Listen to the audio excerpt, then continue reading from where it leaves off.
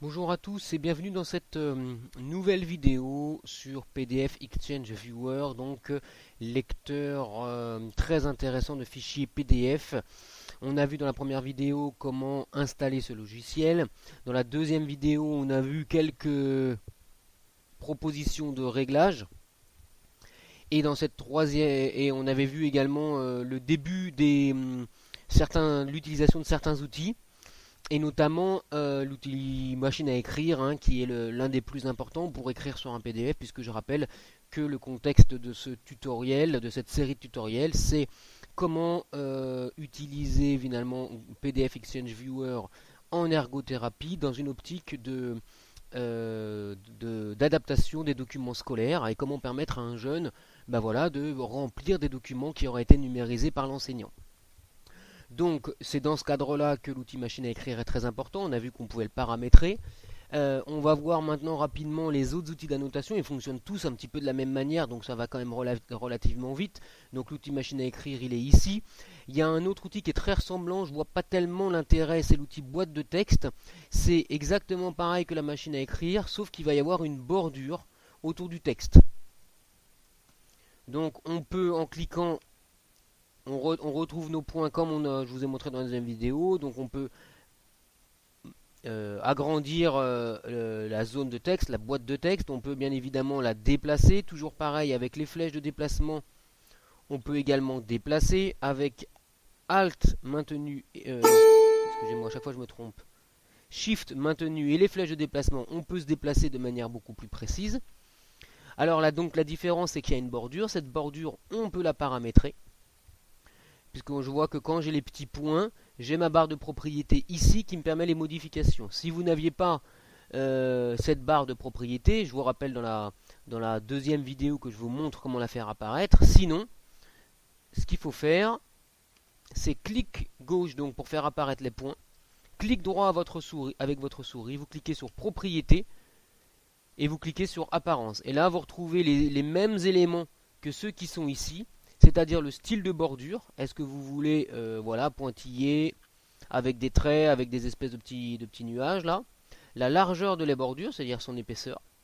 La couleur de la bordure. Donc là je vais laisser rouge. La couleur de remplissage, donc ça c'est le fond de ma zone de texte. L'opacité c'est sa transparence. Et le mode mixé, je ne sais pas trop à quoi il correspond. Et je valide par OK. Voilà. Et on voit que ma barre... Pardon. Que ma zone de texte a été modifiée. Alors pour modifier une zone de texte, c'est comme pour la machine à écrire, je sélectionne pour faire apparaître les petits points et j'appuie sur la touche Supr de mon clavier et la zone disparaît.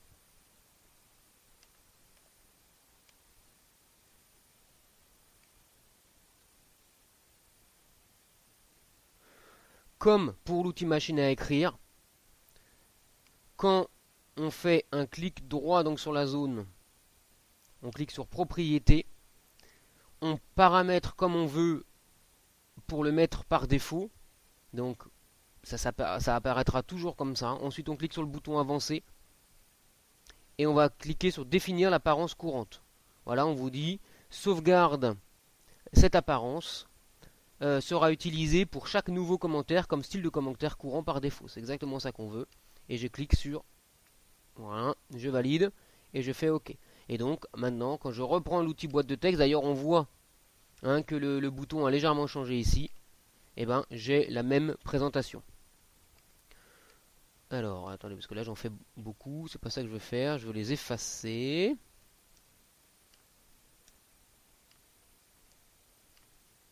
Voilà donc pour l'outil boîte de texte. Un autre outil très ressemblant, c'est le même, sauf que là il y a une petite flèche, donc voilà, on fait un clic gauche maintenu après avoir choisi l'outil qu'ils appellent l'outil rappel. Voilà, ça peut être très bien par exemple pour aider à légender une carte. De la même manière, donc on écrit notre texte, donc c'est vraiment comme l'outil cadre de texte avec la petite flèche. Une fois que je l'ai cliqué et que les points apparaissent, j'ai ma barre de propriété qui se modifie. Et donc je peux changer, voilà. Alors l'inconvénient de la barre d'outils, c'est que comment dire, ce qui va être modifié n'apparaît pas très clairement. Alors que quand je fais le clic droit,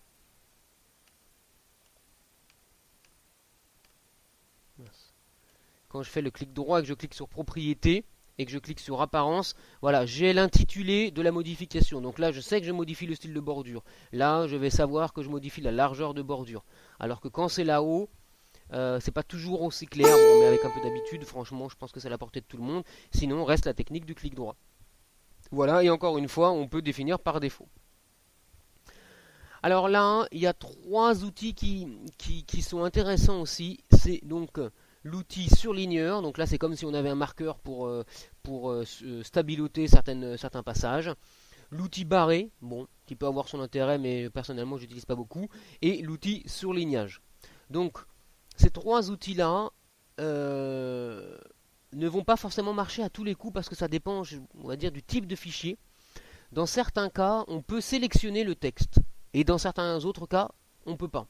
Alors ça, je ne pourrais pas trop vous expliquer pourquoi. Si vous voulez savoir, tout simplement, vous prenez l'outil de sélection qui se trouve ici. Donc outil de sélection texte-objet. Et vous amenez par exemple à côté d'un texte et vous faites le clic gauche. Là par exemple, on voit que ça sélectionne. Donc si j'arrive à sélectionner, je pourrais utiliser l'outil surligneur. Dans l'hypothèse où ça ne marchait pas, j'aurais pas pu utiliser l'outil surligneur. Alors les trois outils fonctionnent de la même manière, c'est-à-dire qu'une fois que j'ai souligné, je clique sur l'outil, ou je clique sur l'outil avant et je souligne après, ça peut marcher dans les deux sens. Et donc on voit, voilà, que je peux souligner, barrer ou surligner. Encore une fois, quand l'outil est sélectionné, on peut modifier la couleur de soulignage ou de surlignage. Il y a quand même beaucoup de possibilités. Alors ça s'applique à ce qui a été fait, à ce qui sera fait après. Si je veux modifier une couleur d'un élément qui a déjà été sélectionné, je clique par-dessus. Là on ne va pas le voir très bien, mais il y a une légère bordure qui se met autour du trait de soulignement. Et là je peux modifier la couleur. L'opacité encore une fois, donc ça c'est la transparence. On peut modifier le style. Voilà, là il n'y en a que deux pour le soulignement. Alors, une petite astuce qu'on va pas trop pouvoir voir ici parce que la fonction de sélection fonctionnait déjà. Mais si la fonction de sélection ne fonctionne pas, je vais vous montrer dans une minute comment essayer de l'obtenir, on va dire. Donc d'abord, je vais finir sur ces trois outils-là, puisque bien évidemment quelque chose qu'on a souligné par erreur ou surligné par erreur, on peut le supprimer. Donc je clique dessus, on voit la petite bordure et je fais supprimer. Voilà, et de cette manière, je peux supprimer toutes mes modifications. Si je viens de faire la modification, je peux tout à fait faire CTRL Z également. Alors, si vous ne pouvez pas sélectionner avec l'outil de sélection, y a une solution, je ne sais pas si ça fonctionne à tous les coups, mais je pense que ça fonctionne pas mal, c'est d'utiliser la fonction de reconnaissance de caractère, ce qu'ils appellent donc l'OCR. Donc à ce moment-là, je vais aller dans Documents, je clique sur OCR sur les pages. Alors l'ordinateur m'affiche cette boîte de propriété dans laquelle il va me permettre de sélectionner l'étendue, ce qu'il appelle la portée des pages, c'est-à-dire combien de pages du document je veux chercher donc cette reconnaissance de caractère. Par défaut c'est tout, mais on peut avoir la page en cours ou définir là où les pages, par exemple si j'ai un document de 5 pages, je veux uniquement la page 1 et la page 3, je vais taper 1-3. C'est expliqué ici, ça c'est vraiment comme quand on imprime. Donc là je vais laisser tout, de toute façon mon document fait une seule page. Ensuite, le partie reconnaissance, donc langue principale, donc là, si mon document est en français, je laisse français. Imaginons qu'il soit dans une autre langue, à ce moment-là, il faut que j'installe plus de langues en cliquant sur le bouton langue. L'exactitude, je vous conseille de mettre la plus haute possible. Ça va forcément être un petit peu plus long, mais enfin, voilà. Alors, ensuite, la troisième partie de cette fenêtre, c'est comment va être récupéré le texte. Alors là, c'est pas extrêmement clair, parce que personnellement, je comprends pas, je vois pas la différence entre les deux possibilités qui sont garder le texte original et ajouter une couche de texte, ou convertir le contenu en image et ajouter le texte comme couche. Alors si dans les commentaires quelqu'un comprend cette différence, merci de mettre un commentaire pour me l'expliquer. Donc je laisse bon voilà, je crois que j'ai pris l'habitude d'utiliser le deuxième. mais je pourrais pas vous expliquer pourquoi. Qualité des images, vous laissez 600 et vous cliquez sur OK.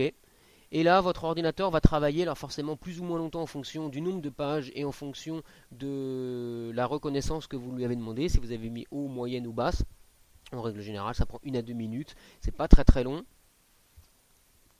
Donc cette fonction en reconnaissance de caractère, si la sélection n'est pas possible, ça permet notamment d'extraire du texte de ce PDF pour le mettre par exemple dans le traitement de texte. Donc ça peut avoir quand même certains intérêts.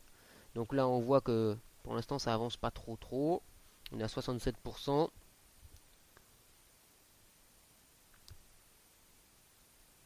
Et donc s'il n'y avait pas la possibilité de sélectionner, normalement après cette petite étape, il y a la possibilité de sélectionner. Donc moi je ne pourrais pas voir la différence parce que je pouvais déjà sélectionner avant. Mais si vous avez un PDF dans lequel la fonction de sélection ne fonctionne pas dès le départ, utilisez cette astuce et vous devriez pouvoir ensuite grâce à ça utiliser donc les 3 outils dont je vous ai parlé. Voilà, donc le texte réapparaît et je peux continuer de le sélectionner, mais encore une fois, je pouvais déjà le faire avant, donc là c'est pas un exemple très parlant. Essayez chez vous sur un document qui ne permet pas la sélection d'emblée de jeu. Alors il nous reste 4 minutes, même pas, pour finir les autres outils d'annotation. Franchement, vous allez comprendre par vous-même, c'est basique. L'outil flèche, il est quand même très intéressant. Je clique et je trace une flèche. Ça paraît idiot, mais c'est tout basique. Encore une fois quand j'ai sélectionné, soit je viens modifier directement dans la barre d'outils, soit je clique sur propriété. Notez que le propriété, vous pouvez l'avoir en cliquant ici également. Voilà. Et là j'ai l'apparence, donc style de bordure, comme tout à l'heure. Je modifie le style de ma flèche. Voilà. Je peux toujours enregistrer par défaut. Voilà, donc c'est quand même intéressant. Je vais me mettre une petite flèche rouge. Voilà. En pointillé. On peut bien évidemment déplacer le point d'arrivée et le point de départ, et on peut déplacer la flèche dans sa totalité. Donc on peut modifier son orientation une fois que la flèche a été créée. Cet outil-là, je ne vais pas en parler, c'est exactement la même fonction, sauf qu'il n'a pas de flèche. Alors juste par rapport à la flèche, je voudrais voir, parce que je crois que je ne me suis pas posé la question, est-ce qu'on peut... Voilà, on peut avoir une double flèche, puisqu'il y a le style de ligne de début et le style de ligne de fin. Donc on peut très bien avoir... Voilà, une double flèche et mettre des doubles flèches par défaut. Cet outil rectangle, il n'a pas tellement d'intérêt si ce n'est pour surligner, mais on a vu qu'il y a déjà la fonction surligner. Alors éventuellement, si votre document ne permet pas la sélection et que l'astuce avec OCR ne fonctionne pas et que la consigne est par exemple de surligner un mot, et ben vous pouvez utiliser à ce moment-là l'outil rectangle. Vous voyez que même quand ça ne marche pas, ça finit par fonctionner quand même. Donc là, clic gauche, maintenu, et je crée ma zone autour du mot. Je peux, comme d'habitude, modifier la couleur, la bordure. Je peux modifier l'opacité, mais bon, du coup on verra plus ce qui est derrière, mais pourquoi pas, si c'est la consigne de l'enseignant. On peut aller de 20%, c'est-à-dire que le vert sera vraiment, enfin la couleur sera vraiment très très pâle, à 100% où du coup ça masque complètement. On peut modifier le style de bordure. Là, je vous en parle pas, c'est quand même, vous l'avez déjà vu, c'est facile. Donc on efface toujours, pareil. Là c'est pour faire un peu de clair. Là c'est le même mais en forme arrondie. Voilà. Celui-ci, on peut créer, alors là des flèches qui seraient un peu tarabiscotées, on va dire. Voilà, on double-clique pour finir. Premier clic, je démarre ma flèche.